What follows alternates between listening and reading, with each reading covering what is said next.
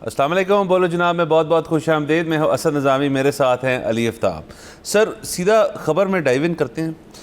Sir जो cabinet committee on drug pricing है, उनको ड्रैप की तरफ से जो हमारी रेगुलेटरी बॉडी है जो दवाइयों को, अद्वियात को यहाँ पे मॉनिटर करती है पाकिस्तान के, उनकी रिकमेंडेशन की 52 ऐसी नई मेडिसिन हैं जिनका एक अप्रूवल मिल गया। इस कमेटी को हेड करते हैं हमारे फाइनेंस मिनिस्टर औरंगज़ेब साहब। अब आगे जाके क्या मामला होंगे इन दवाइयों के लिए? ये लाइफ सेविंग ड्रग्स हैं। अब इनकी प्राइसिंग के ऊपर जो है मामला चलेंगे और आगे फेडरल गवर्नमेंट जो है इनके ऊपर एक अप्रूवल देगी। आपको पता है हमने अपने शो पे हमेशा से अद्वियात के ऊपर जो है एक बड़ी नज़र रखी है, क्योंकि हम चाहते हैं कि यहाँ पे जो जाली और एक्सपायर्ड और काउंटरफिट है उसकी रोकथाम भी हो, और दूसरा असल और सही और हर किस्म की दवाई की फराहमी हो। इसके साथ साथ हमने ये भी बात बहुत दफ़ा की है कि यहाँ पर जो कंपनी है, फार्मास्यूटिकल कंपनीज इंटरनेशनल जो हैं, कई जो हैं वो यहाँ से जा चुकी हैं। उसके बाद से पाकिस्तान के अंदर जो है वो निज़ाम जो है वो कैसे चलेगा? बिल्कुल सर, आपने आज मेरा हाल नहीं पूछा तो मैं आपको बता दूं कि मेरा हाल अच्छा है और ये अच्छा रहे इसके लिए ज़रूरी है कि अद्वियात दस्तयाब हों।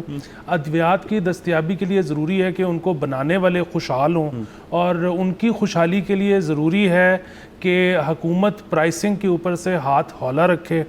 और इस पे जितनी खिदमात मेरे ख्याल में PPMA की हैं उतनी आपकी और मेरी भी हैं। तो उसी नशिस्त में ये हमारा एक और शो है, और इसको दोबारा से खालिद मिसबा भाई ने बहुत शुक्रिया ज्वाइन किया आपने। तो मुझे ये बताइए कि हम ये जो 3 साल से मेहनत कर रहे हैं, इसके नतीजे में कोई बेहतरी आई है या नहीं? तो thank you very much for inviting again. आपकी सेहत अच्छी लग रही है तो बेहतरी तो रही है ना क्योंकि आपने खुद क्या अद्वियात इस्तेमाल कर रहे हैं, तो आई एम अज्यूमिंग उनका अच्छा असर हो रहा है। आप दिन ब दिन जवान हो रहे हैं तो उसका अच्छा असर ही हो रहा है। तो प्राइसिंग पे बताइए कि हुकूमत ने हाथ अपना हल्का किया है कि नहीं? कहीं दवाइयाँ सस्ती उनके लिए सब ज़्यादा ना खाने लग पड़ी है उसमें जो देखें ऐसे है कि 2024 में, जब फरवरी 2024 में जिस तरह आपने बताया भी ये डीरेगुलेशन हुई, और as per again may be आवाम को पता भी है लेकिन दोबारा बताने में हर्ज कोई नहीं है, एज़ पर इंटरनेशनल प्रैक्टिस हुई। अगर हम अपने हमसाया ममालिक देख लें तो इंडिया, बांग्लादेश, श्रीलंका में भी यही है कि नॉन एसेंशियल, या उसका कोई और वर्ड नहीं दुनिया में एग्जिस्ट करता, WHO एक एसेंशियल लिस्ट देती है और एक नॉन एसेंशियल। एसेंशियल लिस्ट को आम ज़ुबान में जान बचाने वाली अद्वियात भी कहा जाता है। तो इंडिया, बांग्लादेश और श्रीलंका में भी अभी नहीं 10-15 सालों से, इंडिया में 2012 में ये प्रैक्टिस आई थी कि नॉन एसेंशियल ड्रग्स की वो प्राइस कंट्रोल या गवर्नमेंट प्राइस देती थी एसेंशियल ड्रग्स की, और जो नॉन एसेंशियल ड्रग्स थी उनसे उन्होंने प्राइस कंट्रोल या अपनी प्राइस देना ख़त्म करके मार्केट फोर्सेस पे छोड़ दिया था। वो कामयाबी से चलता रहा है, तो अभी तक भी वहाँ पर कायम है। और दूसरी चीज़ देखने वाली ये है कि पाकिस्तान में जब ये पॉलिसी लाई गई तो इसी तर्ज पे लाई गई कि जी नॉन एसेंशियल ड्रग्स से प्राइस कंट्रोल गवर्नमेंट ख़त्म करे और सिर्फ एसेंशियल ड्रग्स या जान बचाने वाली अद्वियात पे रखे। अब गवर्नमेंट उससे पहले हज़ारों की तादाद में दवाइयों की प्राइस कंट्रोल करने की कोशिश भी कर रही थी और उसमें नाकामी होती थी, बिकॉज इतनी दवाइयों का आप डेटा ना इकट्ठा कर सकते हैं, ना आप देख सकते हैं उनकी कॉस्ट ऑफ मैन्युफैक्चरिंग कितनी है। मैन्युफैक्चरर्स आपके काफ़ी ज़्यादा हैं, जिस तरह होते हैं एक 25 करोड़ की आबादी के मुल्क में 700 मैन्युफैक्चरर होना कोई ऐसी बात नहीं है कि बंदा परेशान हो जाए। इंडिया में से तादाद बहुत ज़्यादा है, उनकी आबादी भी हमारे से ज़्यादा है। तो उस वजह से जब वो नहीं कर सकते थे, टाइमली प्राइसेस रिव्यू नहीं होती थी, टाइमली प्राइस डॉलर के मुताबिक, इन्फ्लेशन के मुताबिक, बिजली के रेट के मुताबिक, पेट्रोल के रेट के मुताबिक, लेबर के वेजेस के मुताबिक and so on and so fourth नहीं होती थी, तो शॉर्टेजेस होना शुरू हो जाती थी। और देखें, मेरा सवाल हमेशा एक ही होता है, वो ये है कि एक दवाई एक नेसेसिटी है, वो कोई लग्जरी नहीं है। वो कोई ये नहीं है कि बहुत महंगी गाड़ी है, नहीं होगी तो आप ज़िंदा नहीं रह सकते, आप सस्ती गाड़ी भी इस्तेमाल कर सकते हैं। फॉर एग्जांपल, दवाई जिस वक्त चाहिए वो मौजूद होनी चाहिए और क्वालिटी की मौजूद होनी चाहिए। हमारा सबसे ज़्यादा फोकस गवर्नमेंट का हमेशा रहा है कि दवाई की कीमत क्या है। वो ये नहीं देखते थे कि उस कीमत पे दवाई अवेलेबल है, और क्वालिटी की, जिस तरह आपने जाली अद्वियात और दूसरे की बात की, वो अवेलेबल है कि क्वालिटी की कि नहीं। जब क्वालिटी की दवाई जेन्युइन मैन्युफैक्चर मार्केट से निकल जाएगा तो उसकी जगह कौन लेगा? जाली अद्वियात बनाने वाले लेंगे, स्मगल्ड अद्वियात वाले लेंगे।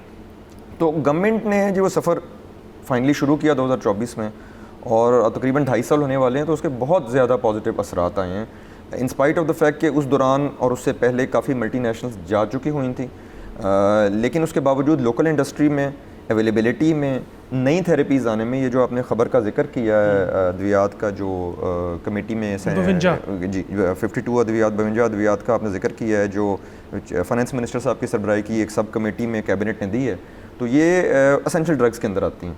एसेंशियल ड्रग्स की प्राइस फिक्सेशन अभी भी गवर्नमेंट ने करनी है, तो कैबिनेट ने एक तर्ज अमल रखा हुआ है कुछ अरसे से, कुछ सालों से, कि वो एक अपनी सब कमेटी बना के कभी ECC में कभी उधर रेफ़र कर देते हैं, which is not requirement of law, लेकिन वो उसमें चले जाते हैं कि वो ड्रैप की जो सारी फॉर्मुलेशन है, जो उन्होंने ड्रैप ने सारी कैलकुलेशंस की हैं, वो एज़ पर लॉ हैं कि नहीं है, और उसके बाद वो दोबारा फेडरल कैबिनेट में जाएंगी अप्रूवल के लिए, क्योंकि फेडरल गवर्नमेंट ने ही अप्रूवल देना है एसेंशियल अद्वियात का। लेकिन क्योंकि एसेंशियल अद्वियात का भी फिक्सेशन गवर्नमेंट ही करती है, फेडरल कैबिनेट करती है, कैबिनेट में बहुत, ये भी एक ज़रूरी चीज़ है, बट उसमें बहुत बड़े बड़े और मसाइल चल रहे होते हैं, तो कई दफ़ा ये लेट होती जाती हैं। फॉर एग्जांपल 2 अद्वियात गई, कैबिनेट ने कहा जी 2 अद्वियात की हम क्या करें, इकट्ठा होने दें। जब इकट्ठा होने देते हैं तो वन फाइन डे जिस तरह 52 हो गई, बट उसमें होता क्या है, इसमें कई अद्वियात वो हैं जो साल 2-2 साल से प्राइस अवेट कर रही हैं। जब तक उनकी प्राइस फिक्स नहीं होगी, उनकी मैन्युफैक्चरिंग ही शुरू नहीं हो सकती। मैन्युफैक्चरिंग शुरू करने के लिए आपने रॉ मटेरियल मंगाना है, फिर बनाना शुरू करना है, फिर डिस्ट्रीब्यूट होनी है, फिर रिटेल तक पहुंचेगी। हाँ साहब, इसको थोड़ा ना अगेन खबर जो है वो अच्छी है, इसके अंदर कैंसर की भी बहुत अद्वियात हैं, उसके अलावा हेपेटाइटिस, डायबिटीज़, पता नहीं क्या क्या चीज़ें, कुछ इसमें ऐसी चीज़ें हैं जो आई थिंक यहाँ पे इस वक्त बन रही, इसमें केटामीन का जिक्र है, हेपरिन का जिक्र है इस चीज़ के अंदर, तो ये तो ऐसी अद्वियात हैं जो यहाँ पे ऑलरेडी मौजूद हैं।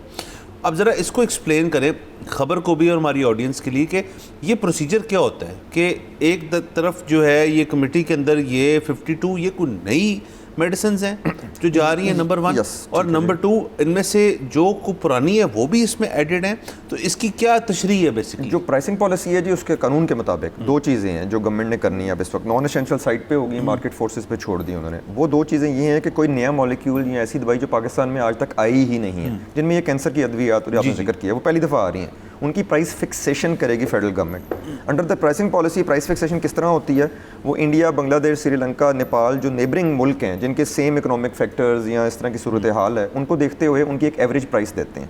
अगर उधर नाम अवेलेबल हो ये दवाइयाँ तो फिर उनका एक सेकंड फूल है, उसके मुताबिक देते हैं। लेकिन ड्रैप सिर्फ वो प्राइस कैलकुलेट करके भिजवा देती है गवर्नमेंट को अप्रूव करके। फिक्स जो है, वर्ड फिक्स यूज़ हुआ है लॉ के अंदर, वो गवर्नमेंट ने करनी है। Government means federal cabinet. जब वो फिक्सेशन लेट होती है तो अद्वियात की फरहमी, नई मॉलिक्यूल्स की, नई थेरेपीज़ की लेट हो जाती है अच्छी खबर, बट ये पहले भी आ सकती थी। लेकिन सो आप ये कह रहे हैं कि सिर्फ हुकूमत की सुस्ती की वजह से हमें दवाइयाँ नहीं मिल रही? असल में जी गवर्नमेंट ने एक काम करना चाहिए, मतलब अगेन मेरी राय कह लें या असल PPMA की राय कह लें, वो ये है कि जिस तरह उन्होंने नॉन एसेंशियल ड्रग्स का एक तरीके का निकाल लिया, एसेंशियल ड्रग्स में भी पूरी कैबिनेट के सामने एक दवाई की प्राइस फिक्स होने का मकसद नहीं है। वजह क्या है कि जो प्राइसिंग पॉलिसी है 2018 की, वो कैबिनेट ने ही मंजूर की हुई है।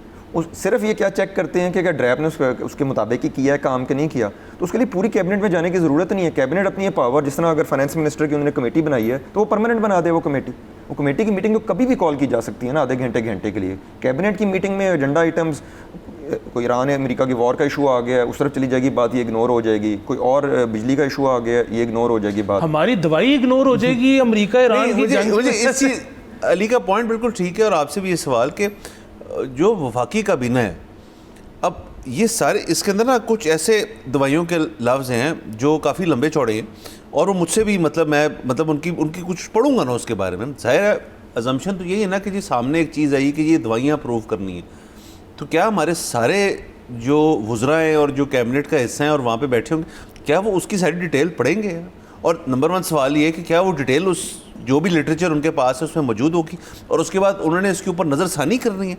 तो ये तो आपने मतलब अगेन मैंने भी पढ़ के इसमें इतना डीप नहीं सोचा कि कैबिनेट का क्या रोल है इसके अंदर। उन्होंने क्या कौन सी को उनको वो फार्मास्यूटिकल इंडस्ट्री से बिलोंग तो नहीं करते। हमारे काफ़ी प्राइम मिनिस्टर्स पिछले भी और बाकी भी इस चीज़ पे कह चुके हुए हैं कि कैबिनेट का इसमें काम क्या है, लेकिन उसके लिए अमेंड लॉ तो गवर्नमेंट ने करना है या पार्लियामेंट ने करना है। चलें, पार्लियामेंट ने करना है क्योंकि ड्रग एक्ट है, पार्लियामेंट ने लॉ अमेंड करना है, लेकिन लॉ अमेंड ना भी हो तो कैबिनेट अपना इख्तियार दे सकती है, ड्रैप को या किसी भी इदारे को या कमेटी को दे सकती है। आपकी बात सही है। देखें, अब आम इंसान क्या समझेगा जी कैंसर की अद्वियात हैं वो तो पहले अवेलेबल हैं, तो ऐसी क्या चीज़, इसमें जिद्दत आती रहती है। yes. आप अगर डायबिटीज़ की मेडिसिन देख लें, शुगर एक आम बीमारी है पाकिस्तान में, टाइप 2 डायबिटीज़, वो ग्लूकोफेज एक होता था जी, जो ब्रांड मेटफॉर्मिन HCl वहाँ से स्टार्ट हुई थी, ओरिजिनल ब्रांड आया था, वो तो अब तकरीबन इस्तेमाल में नहीं रहा, क्योंकि उसमें पिछले 25 साल पुरानी मैं बात कर रहा हूँ, कोई 100 साल पुरानी बात नहीं कर रहा। उसमें उस दौरान कोई 50 किस्म की नई इनोवेशंस आ गई, कॉम्बिनेशंस आ गए हैं कि जो शिफ्ट हो गए। इसी तरह फॉर एग्जांपल हेपेटाइटिस की अद्वियात इंजेक्टेबल होती थी, वो टैबलेट फॉर्म में आ गई हैं, तो ये आपका टाइमली करना बहुत ज़रूरी है। अगेन जेनेरिक आदमी, इवन कैबिनेट मेंबर, एक मिनिस्टर हैं फॉर एग्जांपल किसी भी चीज़ के हैं, वो हेल्थ के तो नहीं है, वो कहेंगे यार ठीक है कैंसर की ये दवाई है, पहले इतनी है, अगर ये दवाई लेट भी हो जाएगी क्या हो जाएगा, उनको नहीं एहसास होता कि लेट होने के नुकसानात क्या हैं। तो इसलिए ये कैबिनेट से हट के किसी और कमेटी या कहीं परमानेंट इख्तियार कैबिनेट उनको दे दे। देखिए कैबिनेट जिसको इख्तियार देती है वो उसको वापस भी ले सकती है। अगर कैबिनेट किसी को ये इख्तियार दे देगी तो ये परमानेंट इख्तियार नहीं है, जिस दिन कैबिनेट समझेगी ये मिसयूज़ हो रहा है वापस भी ले सकते हैं। बिल्कुल। तो और सॉरी बात कर रहे और कुछ नहीं हो तो तरमीम कर लेंगे इसके लिए, मतलब नहीं। सर बुनियादी बात ये है कि जिस तरह से इन्होंने कहा कि ये कोई लग्जरी तो है नहीं कि नहीं भी लेंगे तो क्या होगा, दवाई तो दवाई है। जिस शख्स को दवाई की ज़रूरत है उसको जब लोकली मैन्युफैक्चर्ड नहीं मिलेगी तो वो इम्पोर्टेड लेगा। वो इम्पोर्टेड चाहे बिल्कुल प्रॉपर चैनल से आई है चाहे वो स्मगल होके आई है। सो पाकिस्तान का उसमें जो डॉलर है वो भी ज़ाया होगा। लेकिन सरकार ये सोच रही है कि जब तक सारे अरकान नहीं बैठे होंगे और वो सब प्रोनाउंस नहीं कर लेंगे ये फार्मूले का नाम, तब तक ठप्पा नहीं लगेगा और आवाम तक दवाई नहीं पहुंचेगी। मुझे समझ नहीं आ रही कि मैंने इस पे हंसना है या रोना है। देखिए इसमें एक और भी बड़ी अजीब चीज़ हो जाती है, जब देखिए हमारे सारे फैसले जो लोकल मैन्युफैक्चरर्स के काबीना में होने हैं जाके इस तरह के प्राइसिंग के हैं, चाहे वो न्यू मॉलिक्यूल है चाहे वो हार्डशिप केस है। दूसरा जो आपने पॉइंट था मैं उसका भी टच कर दूं, कुछ पुरानी अद्वियात जो हैं उनके हार्डशिप केसेस हैं। असेंशियल ड्रग हैं और उनके हार्डशिप केसेस हैं। नॉन असेंशियल ड्रग के तो हार्डशिप केस नहीं आते बिकॉज उनको थैंकफुली हमारी ऑडियंस की याद दहानी करा दें हार्डशिप केस को। हार्डशिप केस ये है कि आपके जो फॉर्मूला ड्रैप ने दिया है उसके मुताबिक आपकी जो कॉस्ट प्राइस है अब उसकी बेचने की प्राइस से बहुत ऊपर जा चुकी हुई है और ये हार्डशिप 3 साल में एक दफ़ा आपको मिलती है। अब अगेन हार्डशिप नहीं मिलेगी, ये कब तक लॉस में वो दवाई, ये हेपारिन और सारे मॉलिक्यूल्स की जब बात कर रहे हैं ये तो शॉर्टेज पहले भी रही है बहुत ज़्यादा। अब होता क्या है, जो सबसे बड़ा नुकसान मेरी नज़र में डिले का हो रहा है, एक तो ये है कि कैबिनेट ठीक है अपनी हर मीटिंग में 2 दवाइयाँ आई हैं 3 हैं, ये कर ले उनका फैसला और ख़त्म कर दे चीज़ को। अगर वो नहीं करना चाहते तो इख्तियार किसी को दे दें जो वो अगेन वापस भी ले सकते हैं या तरमीम कर लें। नुकसान क्या होता है कि अब शोर ये मचना शुरू हो जाता है कि फ़लाँ दवाई हमेशा शॉर्ट रहती है, फिर उसका सोल्यूशन क्या निकाला जाता है, एमरजेंसी बुनियाद पर कोई इंपोर्टेड दवाई की इजाज़त दे दी जाए उसकी जगह आने की। और जब एमरजेंसी बुनियाद पर इजाज़त दी जाती है तो उसकी प्राइस वही दी जाती है जो इम्पोर्टर मांग रहा होता है। अब उसमें आप अपनी इंडस्ट्री लोकल से भी ज़्यादती कर रहे हैं, आप पेशेंट के साथ भी ज़्यादती करेंगे, ज़रा मुबादला भी लूज़ कर रहे हैं और उसको महंगी दवाई देंगे जो कि लोकल अवेलेबल हो सकती है। और इस तरह के कई केसेस रहे हैं ओवर द ईयर्स कि एक दवाई 100 रुपए की थी, कहा गया जी कि इसे 100 रुपए से 200 रुपए कर दिया जाए तो मैं लोकल बनाऊंगा। उसमें क्या इशू आएगा कि जी 100% इंक्रीज़ है, हम तो नहीं करेंगे अलाउ, आप अलाउ नहीं करेंगे, वो बनाएगा नहीं मैन्युफैक्चरर। कई दवाइयाँ इस तरह की दवाइयों को जो ऑर्फन अद्वियात भी कहा जाता है दुनिया में कि जिनका कोई बनवाली वारिस नहीं है, कोई बनाने वाला नहीं है, तो आप नहीं बनाएंगे, क्या होगा, एक फाइन डे उसकी ज़रूरत इतनी ज़्यादा पड़ेगी कि एमरजेंसी मीटिंग होगी और कहा जाएगा ठीक है जी इंपोर्ट कर लीजिए, इंपोर्ट से 500 की हो जाए क्योंकि उसका कंपैरिजन कोई नहीं है, कोई और तो इंपोर्ट हो नहीं रही। तो आपने शॉर्टेज की बुनियाद करा के एक इंपोर्ट कर ली महंगी चीज़, और शॉर्टेज क्यों की कि आपने कहा नहीं यार ये तो 100% इंक्रीज़ हो जाएगी, तो हर कोई आपकी तरह अच्छा नहीं है। कुछ लोग मीडिया में उसको कहते हैं कि जी देखें 100% इंक्रीज़ हो गई। हम हमेशा एक बात कहते हैं जी, जो देखने वाली चीज़ सिर्फ और सिर्फ पूरी दुनिया में एक है, पेशेंट के हवाले से और उसकी कॉस्ट के हवाले से। पर पेशेंट अद्वियात की कंजम्पशन पाकिस्तान में रुपीज़ में या डॉलर्स में कितनी है वो देख लें और दुनिया के सारे ममालिक में देख लें, आप 200वें नंबर पे हैं उस पर तकरीबन। आप अभी भी दुनिया की सबसे सस्ती दवाई दे रही हैं तकरीबन, एवरेज में बात कर रहा हूँ, कई दवाई महंगी भी होगी कोई सस्ती भी होगी, और पाकिस्तान का पर पेशेंट अद्वियात पे खर्चा अभी भी सबसे कम है। उसकी वजूहत 2 हैं, एक आपकी दवाई सस्ती है, 2 पेशेंट के पास परचेजिंग पावर ही नहीं है कि वो दवाई और इस्तेमाल भी कर सके क्योंकि इंश्योरेंस और वो तो यहाँ एग्जिस्ट नहीं करते। तो ये दोनों चीज़ें अच्छी नहीं हैं। अगर हम देखें, अगर हम कहें जी हमारी इकॉनमी आज से जी 20 साल बाद दुनिया के टॉप 5-6 में चली जाएगी, तो अगर इस सेगमेंट में आप देखें तो you are nowhere in the world's map. And ये चीज़ सिर्फ और सिर्फ क्योंकि गवर्नमेंट का इस पर एक्स्ट्रा ऑर्डिनरी कंट्रोल है, काफ़ी हद तक उन्होंने छोड़ दिया जो कि अच्छी चीज़ है। अगेन चलें 10 साल लेट किया तो सही, तो ये इनको फर्दर इसको देखते रहना चाहिए। लेकिन एक और इसके अंदर फिर डिबेट पैदा हो जाती है जो हुकूमत करती होगी यकीनन, और कंज्यूमर्स जो इस मौजू के ऊपर आगाही रखते हैं कि अगर फ्री मार्केट फोर्सेस के ऊपर ये चीज़ डाल दी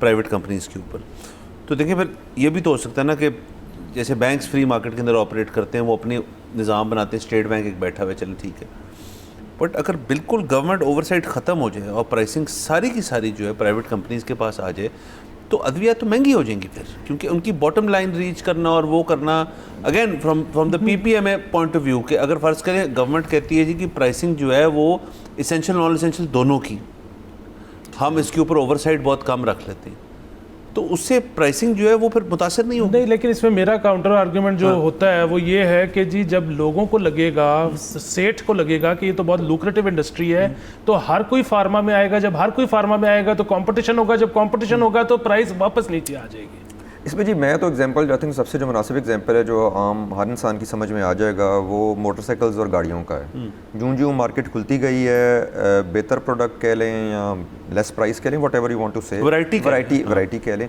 तो जब आप रास्ता देंगे तो रास्ता में देखें मार्केट खामोश कभी नहीं रहती। मार्केट ने अपना गैप भी फिल करना है, मार्केट ने अपना रिक्वायरमेंट भी देनी है जो डिमांड जिस चीज़ की होगी।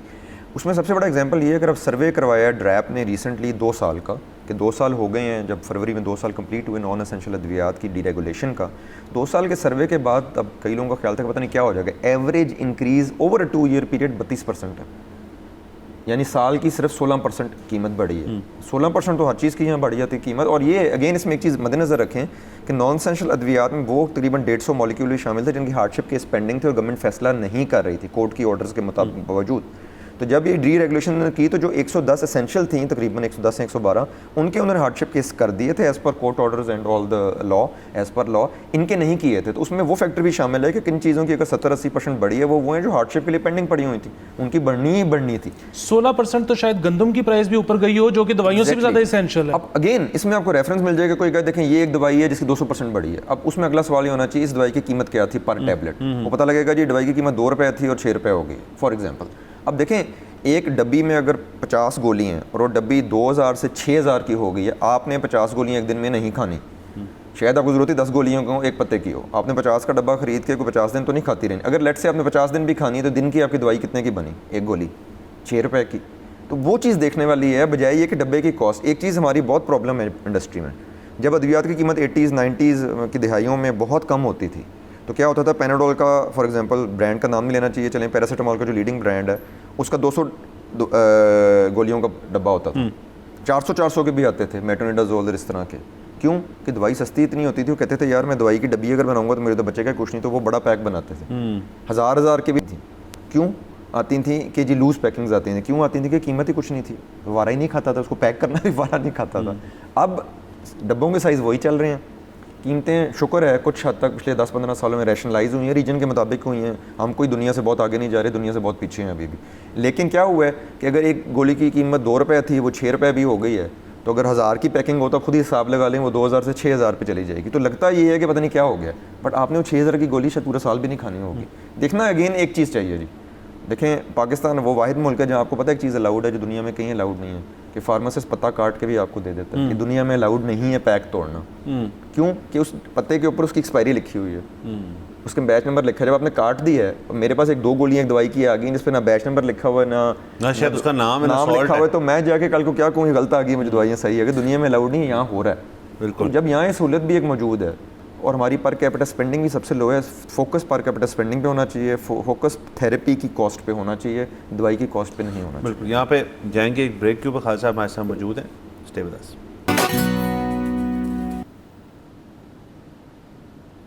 Welcome back from the break, आप देख रहे हैं बोलो जनाब। खालिद साहब आपने ब्रेक से पहले एक बड़ी इंटरेस्टिंग बात की कि दुनिया भर के अंदर जो है दवाई का पत्ता काटने की इजाज़त नहीं होती, यहाँ पे ये इजाज़त भी है। यहाँ पे आपको ओवर द काउंटर जो है कई ऐसी दवाइयाँ मिल जाती हैं, मसलन स्लीपिंग एड्स मिल जाती हैं, आपको मसल रिलैक्सेंट्स मिल जाते हैं, आपको बड़ी जिनको दुनिया भर में हैवी नारकोटिक्स कहा जाता है वो यहाँ पे आपको मिल जाती हैं विदाउट प्रिस्क्रिप्शन। एक तरफ ये मसला है, दूसरी तरफ जो जाली अद्वियात है, और मैं इसका बड़ा स्पेसिफिक क्वेश्चन पूछना चाहता हूँ आपसे कि जाली करने के लिए उसको बनाना तो चलें, गोलियां हो जाएं, सिरप्स हो जाएं, कुछ भी हो जाए वो तो चलें, आप किसी तरह मैन्युफैक्चर कर लेते हैं, है वो जाली। फिर उसकी जो पैकेजिंग है कि पत्ता जो एलुमिनियम जिससे भी बनता है पत्ता वो कहाँ से बनवाया जा रहा है, फिर उसके बाद डब्बी होती है हर चीज़ की। यहाँ पे अब मेरा थोड़ा पता है एक्सपीरियंस प्रिंटिंग के साथ, तो क्या इसका मतलब है उसकी A to Z जो दवाई है, जो गोली है, उस जिस पत्ते में है वो और जिस डब्बे में उसने जाना है, ये सारा एक नेटवर्क है जो जाली करते हैं दवाइयों को? देखें जो आपके पहला सवाल है ना, देखें कुछ हक़ायक़ होते हैं जो किसी मुल्क के कल्चर या उसके एजुकेशन लेवल या उनसे मुतल्लिक़ होते हैं।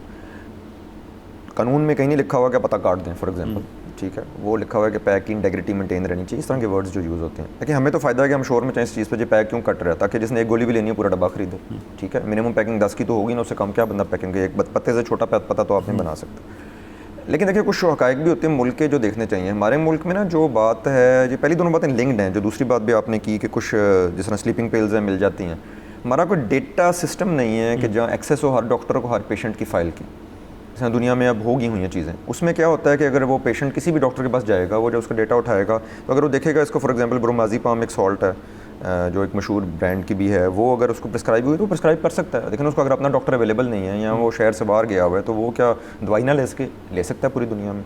तो हमारा जब तक कोई सिस्टम ऐसा नहीं आएगा जहाँ जो आपकी अपनी जो आपकी हिस्ट्री है वो रेडिली अवेलेबल हो, तो ये कंट्रोल करना भी मुश्किल है और नाजायज़ भी हो जाता है, कहीं ज़्यादती भी हो जाती है। देखें किसी हमारी एक फैक्ट है, आपके भी फैमिली में डॉक्टर्स होंगे, आपकी फैमिली में जाने वाले डॉक्टर होंगे, हम भी यही करते हैं, चाहे हम पढ़े लिखे भी हैं, अवेयर भी हैं। हम कहेंगे जी ये देखें ये हो रहा है, मैं क्या खा लूँ, कहेगा ये खा लो, हम जाके खा लेंगे। एक सिस्टम है ना जो चल रहा है और कामयाबी से भी चल रहा है। पाकिस्तान में खुदा न ख्वास्ता कोई दवाइयों की ओवर डोजिंग है, वो कोई ये नहीं है कि हम दुनिया से बहुत ऊपर हैं और हम कहें जी ये तो बड़ी ज़्यादती हो रही है यहाँ पर। तो लेकिन जब तक मेडिकल रिकॉर्ड्स इंटीग्रेटेड अवेलेबल नहीं होंगे, सारे सूबे मिलकर उस पर जब तक काम नहीं करेंगे, ये तो फेडरल लेवल पे काम होगा या सूबों के लेवल पे होगा, बिकॉज डॉक्टर्स को रेगुलेट करना है, सूबों ने भी करना है, फेडरल ने भी करना है, PMDC भी है and so on and so fourth. वो जब तक नहीं होगा ना तो वो एक्चुअली करना ना थोड़ा पेशेंट की एक्सेस भी बंद करने के मुतरादिफ हो जाएगा। क्योंकि देखें कई दफ़ा कई कफ सिरप होते हैं, उनमें सूडोएफेड्रिन है जो अब पूरी बोतल भी पीछे कुछ नहीं होगा, इतने माइल्ड डोज में होती है, बट होती है, which is a controlled item. तो आप कल को कहेंगे जब कफ सिरप भी ना मिले, तो वो पाकिस्तान के अभी हम बहुत पीछे हैं उस चीज़ से कि जब तक हम इलेक्ट्रॉनिक डेटाबेस को इकट्ठी ना करें, हर एक पेशेंट का रिकॉर्ड हर डॉक्टर की एक्सेस में ना हो, हर डॉक्टर की रजिस्ट्रेशन अपडेटेड ना हो, हम अभी बहुत पीछे हैं। अच्छा खालिद भाई, आपने ना अभी ये बात की मल्टीनेशनल्स के जाने के बाद भी और उसके बाद जब हुकूमत ने प्राइसिंग पे से थोड़े से ईज़ दी तो हमने देखा कि पाकिस्तान की इंडस्ट्री में बहुत ज़्यादा नए फार्मास्यूटिकल्स आना शुरू हो गए। अब मतलब लाहौर शहर के अंदर कई नए अभी सुंदर स्टेट में आए हैं। सो आपको लगता है कि ये जो छोटे नए फार्मास्यूटिकल्स हैं, ये भी इनकी जो दवाई है क्वालिटी चेक्स बिल्कुल वही हैं जो बड़ों के हैं या जो कि मल्टीनेशनल्स के होते थे? देखिए अगर हम साथ वाले मुल्क का एग्जांपल लें, वहाँ पर उन्होंने ये सिलसिला रखा हुआ है कि अगर कोई एक्सपोर्ट ओरिएंटेड इंडस्ट्री बनना चाहते हैं वो कहते हैं आप एक्सपोर्ट करें, जो कहता है मैंने सिर्फ लोकल बेचनी है वो कहते हैं आप लोकल बेच लें, आप ना आ जाएँ WHO अप्रूवल के लिए और बाकी चीज़ों के लिए। देखिए हर चीज़ की कॉस्ट है। WHO पे आप जाएंगे, एक पिक्स है फार्मा इंटरनेशनल कन्वेंशन स्कीम जिसके 55 सिग्नेटरीज़ हैं, अमेरिका भी उसका सिग्नेटरी है, ड्रैप ने उसके लिए अप्लाई किया हुआ है। वो ज़रा फ़र्क तरीके से चलते हैं, मैं अगर जल्दी से बता दूँ, वो इंडस्ट्री को नहीं करते अप्रूव, वो अथॉरिटी को अप्रूव करते हैं। जब अथॉरिटी अप्रूव हो जाए तो उसकी इंस्पेक्शन को पिक्स इंस्पेक्शन उन सारे मुल्कों में माना जाता है, जो कि एक अच्छी चीज़ है अगर ड्रैप हो जाए। बट लेकिन एक चीज़ ध्यान में रखें, ड्रैप कल को पिक्स अप्रूव हो जाती है, वो कहती है हमने हर इंडस्ट्री को पिक्स करना, तो कॉस्ट बढ़ेगी। क्यों? कि लवाजमात बढ़ेंगे। लवाजमात क्या हैं जो आपने बात की? टेस्टिंग क्या है? टेस्टिंग के देखें 5-6 मैकेनिज्म है। आप दवाई लाते हैं, आपने उसकी वैलिडेशन करनी है, हर टेस्ट स्टेप को वैलिडेट करना है कि ये उसी तरह हो रहा है जो लिखा हुआ है कि नहीं। उसके लिए आप 3-3 बैचेस बनाएंगे। फिर आपने उसकी स्टेबिलिटी स्टडी करनी है कि 2 साल की अगर एक्सपायरी है तो क्या वो 2 साल 3 साल के लिए ठीक रहती है कि नहीं रहती। फिर आपने मशीनों की क्वालिफिकेशन करनी है कि वो मशीन वो काम कर रही है जो लिखा हुआ है इस दवाई के लिए करने के लिए कि नहीं कर रही। इन सारी चीज़ों की कॉस्ट है, इक्विपमेंट कॉस्ट भी है, ह्यूमन रिसोर्स कॉस्ट भी है, and then you need better trained people जिनकी कॉस्ट और ज़्यादा है। तो जब आप जाएंगे ना जून WHO की तरफ ड्रैप अपना सफ़र कर रही है पिक्स की तरफ, तो आपकी कॉस्ट तो बढ़ेगी because there is no require. आप अच्छी चीज़ ये कहेंगे जी देखिए हम WHO क्वालिफाइड अद्वियात सारी खा रहे हैं, बट साथ वाला मुल्क कहता है यार दवाई तो वही है, मैं उसको WHO कराऊँ ना करूँ, स्टेप्स वही हैं, सिर्फ एक अप्रूवल प्रोसेस है जिसकी कॉस्ट है, मैं नहीं गुजरना चाहता उसमें से क्योंकि उसकी वजह से इसकी कॉस्ट डबल हो जाएगी। बहुत अच्छी बात है, लेकिन हम देखते हैं पंजाब ये जब हुकूमतें जब दवाइयाँ प्रोक्योर करती हैं तो उसमें अगेन ये जो लोकल होती हैं इनमें अक्सर स्पूरियस हो जाती हैं, जो मल्टीनेशनल की होती है उसका आज तक नहीं सुना कि वो। देखिए मल्टीनेशनल का एक एडवांटेज ज़रूर होता है कि वो अपने प्रोटोकॉल कभी छोड़ेंगे नहीं किसी भी वजह से, but at the same time अगर उनकी एक चीज़ हल्की सी 1% भी ऊपर नीचे होगी तो वो दवाई बनाने बंद कर देंगे। फिर गवर्नमेंट्स में ऐसे भी होता है और मुल्कों में ऐसे होता है यार चलो बना दो यार देखी जाएगी, ज़रूरत है इस वक्त। मतलब सिर्फ दवाई की बात नहीं कर रहा, काफ़ी चीज़ों में ऐसे होता है, ठीक है। रोड्स खोल दी जाती हैं जिनका पता टूट जाएंगे 3 दिन बाद, खोल दी जाती हैं कि यार इस वक्त तो खोलो देखी जाएगी। तो हमारा एक हम उस साइकिल से गुजर रहे हैं ना, हम अभी उससे नहीं निकले और मेरा नहीं ख्याल निकलेंगे भी जल्दी। लेकिन क्या आप ये चेक कर सकते हैं कि जिससे आप दवाई ले रहे हैं उसकी दवाई की कभी क्वालिटी क्या है? बिल्कुल 100% आप चेक कर सकते हैं। देखिए चेकिंग की कॉस्ट इतनी ज़्यादा नहीं है, गवर्नमेंट की बहुत अच्छी WHO अप्रूव लैब्स बन चुकी हुई हैं, ड्रैप की भी बन चुकी हुई है कराची में, सुंदर में पंजाब गवर्नमेंट की बन चुकी है, WHO क्वालिफाइड लैब्स हैं, उनकी टेस्टिंग पूरी दुनिया मानती है। आप वहाँ पर प्रॉपर एग्रेसिव टेस्टिंग करें उनकी और मेक श्योर कि जी दवाई जो है अपनी क्वालिटी पैमाने पे पूरी उतर रही हैं, तो वो उतरती हैं पूरी। देखें सबसे बुरी चीज़ ये होती है कि एक दवाई गलत है, जानबूझ के प्रूव हो जाए गलत है, और आप उस कंपनी को सख्ती से ब्लैक लिस्ट ना करें। अगर आप वो करना शुरू कर दें, सख्ती से, मेरा वर्ड है, ये नहीं है कि नहीं करते ब्लैक लिस्ट, मैं कहना सख्ती से ब्लैक लिस्ट करें ताकि आइंदा कोई और ये कोशिश ना करे।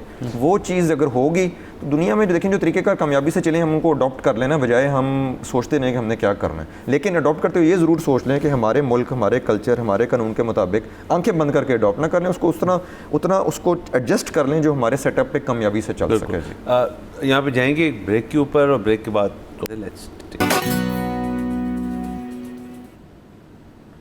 Welcome back from the break. आप देख रहे हैं बोलो जनाब। अच्छा खालिद साहब, मुझे बताएं इस वक्त पाकिस्तान का जो स्ट्रक्चर है, ली ने जिक्र किया अभी ब्रेक से पहले कि बहुत सारी कंपनीज चली गई हैं, बहुत सारी कंपनीज इंटरनेशनल यहाँ पे अब है नहीं, लेकिन वो तो चले हो गया सो हो गया। WHO की आपने बात की और पिक्स की आपने बात की, तो उसके अंदर इस वक्त मौजूदा कितनी कंपनियां जो हैं वो एक्टिव देखिए, डीरेगुलेशन से पहले जी जो नॉन एसेंशियल अद्वियात की डीरेगुलेशन 2024 में हुई थी, पाकिस्तान में सिर्फ 3 कंपनियां WHO या पिक्स अप्रूव थी। तो अल्लाह का शुक्र है कि अब सिर्फ 2.5 से 3 साल के अरसे वो उस प्रोसेस से गुजर रही थी, but they were not very serious about it कि ये वारा भी खाती है इंडस्ट्री के, नहीं जिस तरह आप जिक्र कर रहे हैं मल्टीनेशनल बंद हो रही हैं, तो वही असरात आस्ता आस्ता लोकल इंडस्ट्री पे भी आ रहे थे।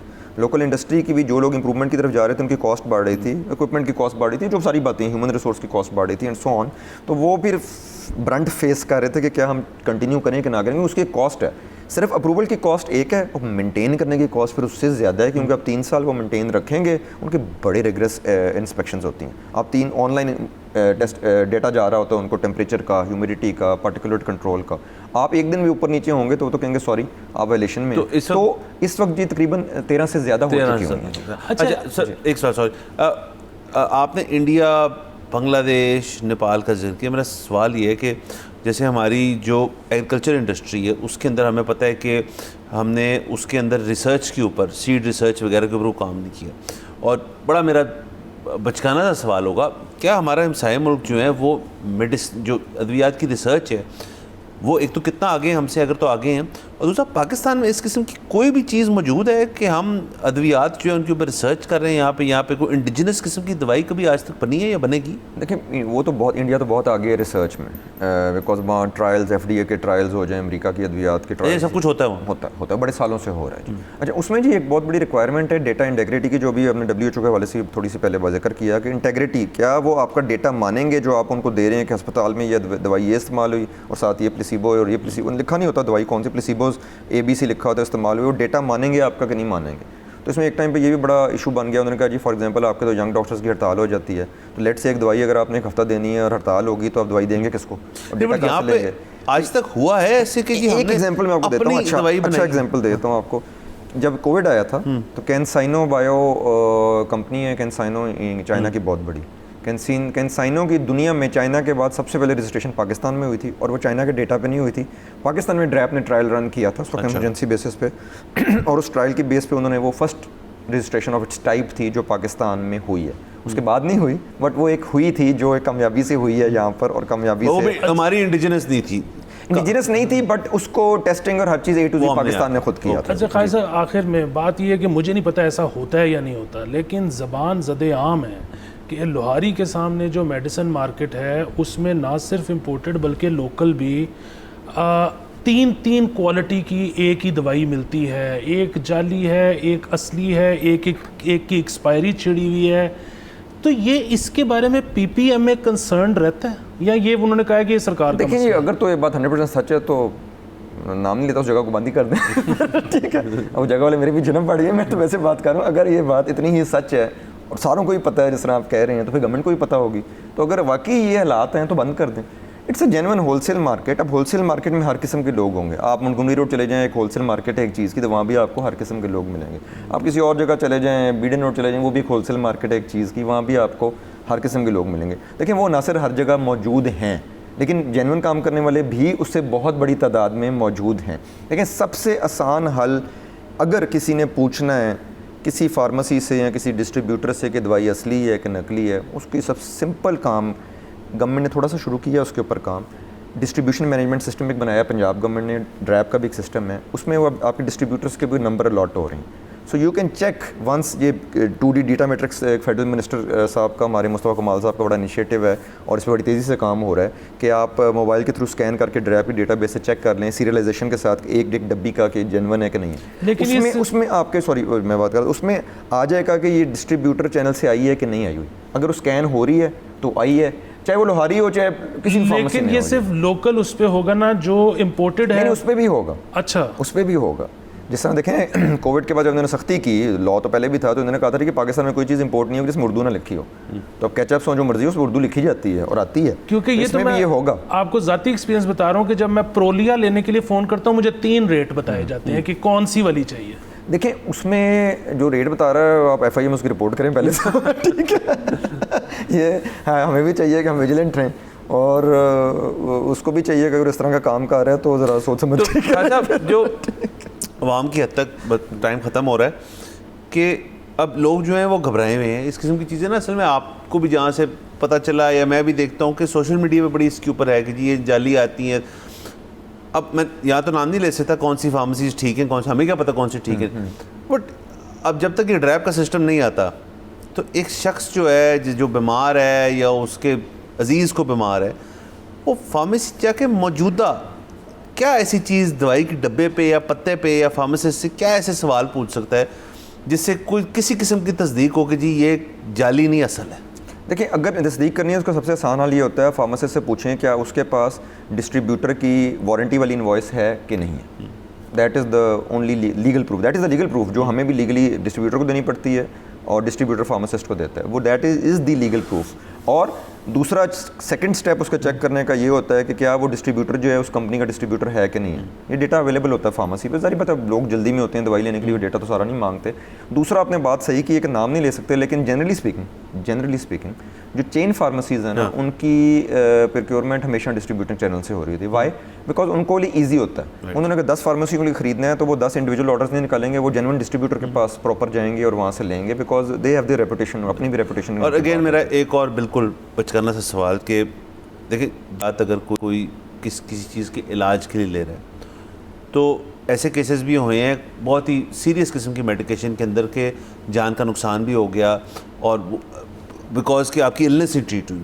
लेकिन अगर वैसे कोई प्लेसिबो नुमा चीज़ जो है, ज़्यादातर ये प्लेसिबो नुमा चीज़ें होती हैं ना क्योंकि अपना मतलब उन्होंने खर्चा बचाना है, तो उससे आपको सिस्टम को मतलब बीमारी छोड़ के कि बीमारी हल नहीं हो रही वैसे कोई नुकसान है? नहीं जी, अगर देखें बात तो अजीब है कहने वाली, लेकिन जाली दवाई किसी ने बनानी है और आई डोंट नो इंजेक्शन बना रहा है तो सिर्फ डिस्टिल वाटर ही भर दे, कुछ ना और भरे। अच्छा, नुकसान तो कोई नहीं होगा ना, मेहनत नहीं फायदा होगी। तो कोई नहीं होगा, नुकसान तो कोई नहीं। सिर्फ है तो पानी भर दे और कुछ ना भरे, साफ पानी हो।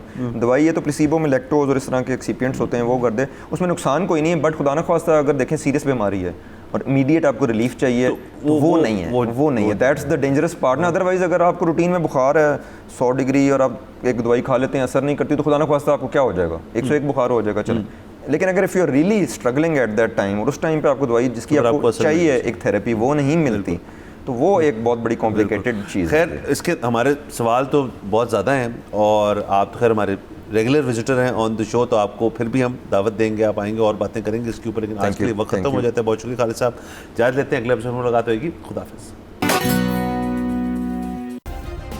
सब्सक्राइब करें और बेल दबाएं ताकि कोई खबर रह न जाए।